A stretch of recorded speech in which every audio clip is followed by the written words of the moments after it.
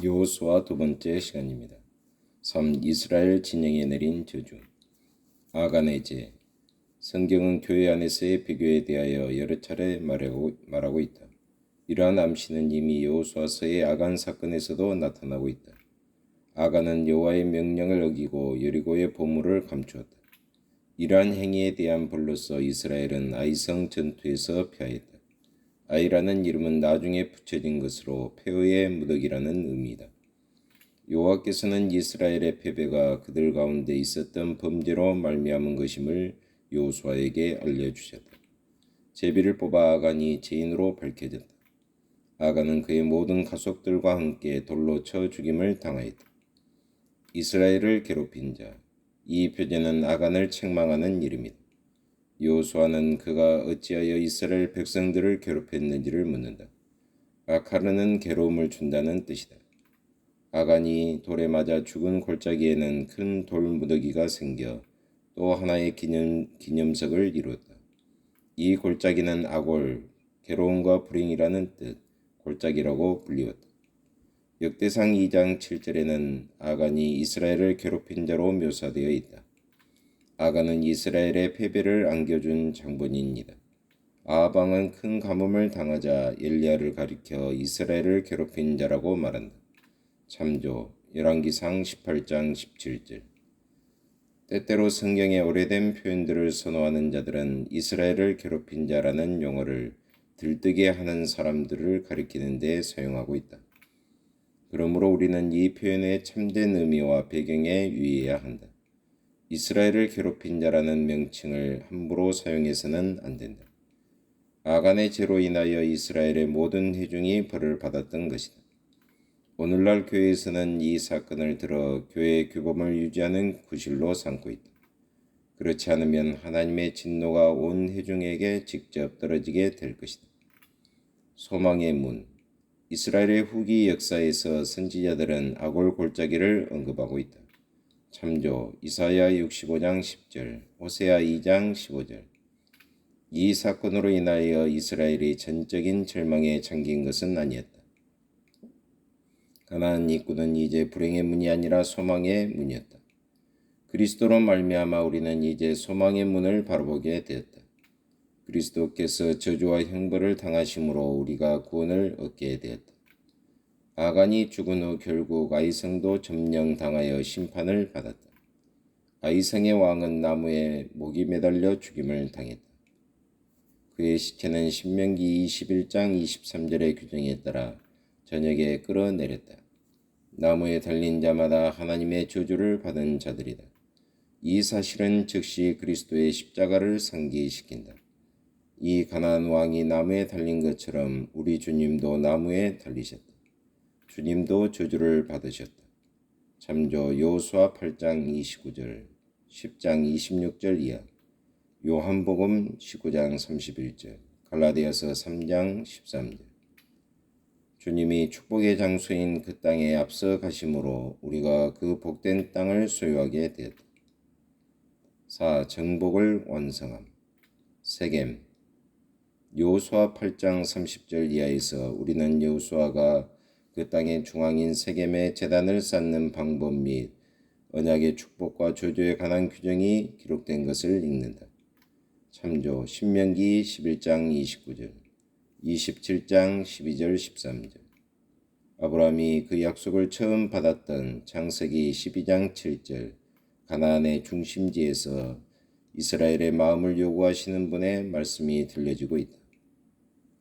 우리는 여호수아 역시 고별사를 이해한 장소로 세겜을 선택한 이유를 충분히 이해할 수 있다. 세겜에 모인 백성의 총회는 그 언약의 음성을 다시 한번 듣게 되었다. 기브온 사람들.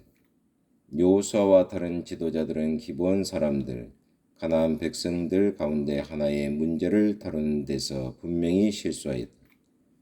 여호수아가 백성들에게 방금 상기시켰던 여호와의 법은 이방 민족들과의 조약이나 동맹을 명백히 금하고 있다. 여호수아는 먼 나라에서 왔다고 주장하는 사신들 앞에 서 있었다. 그러나 사실상 그들은 가나안 땅에 있는 한 족속의 대표들이었다. 이 사신들은 필요는 발명의 어머니라는 옛경건의 본보기가 되고 있다.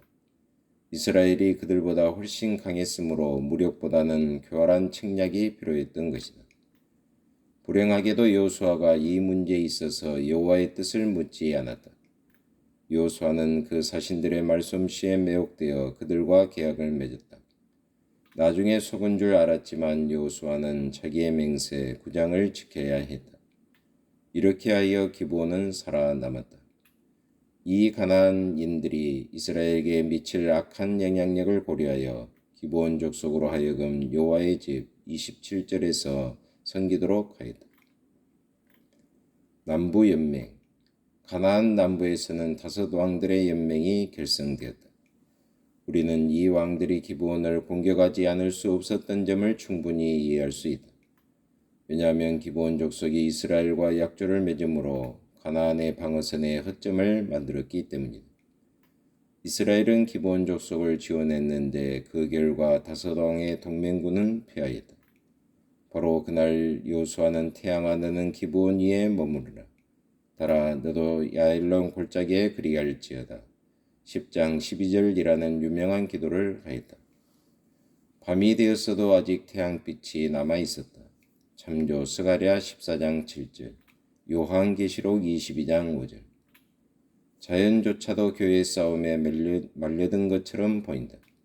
자연도 사람과 함께 저주를 받지 않았던 것. 사람들이 함께 영화롭게 될 때에 피조물들도 만물의 회복을 기다린다고 하지 않았던 것. 로마서 8장 19절로 23절. 그때는 밤의 어둠이 더 이상 장애가 되지 않았다. 기브온 전투 기간 동안에 낮의 길이가 연장된 것은 장차 있을 일들에 대한 예언적 암시였다. 북부 영맹. 남부 지역의 요새들이 하나하나 점령된 이후 이스라엘은 북쪽으로 향하였다.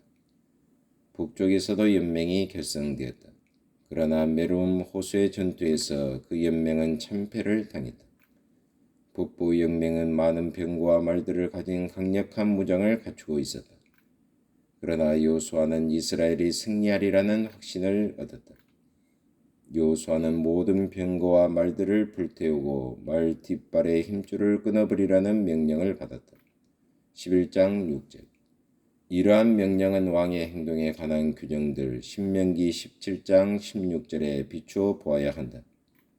이스라엘의 군사적인 방법과 이방인들의 도구를 의심하지 말고 온전히 여호와만을 신뢰해야 했다. 우리는 시편 가운데 임전의 기도를 읽을 수 있다. 혹은 병거 혹은 말을 의지하다 우리는 여호와 우리 하나님의 이름을 자랑하리로다. 시편 20편 7절. 하나님 아버지 참으로 감사합니다.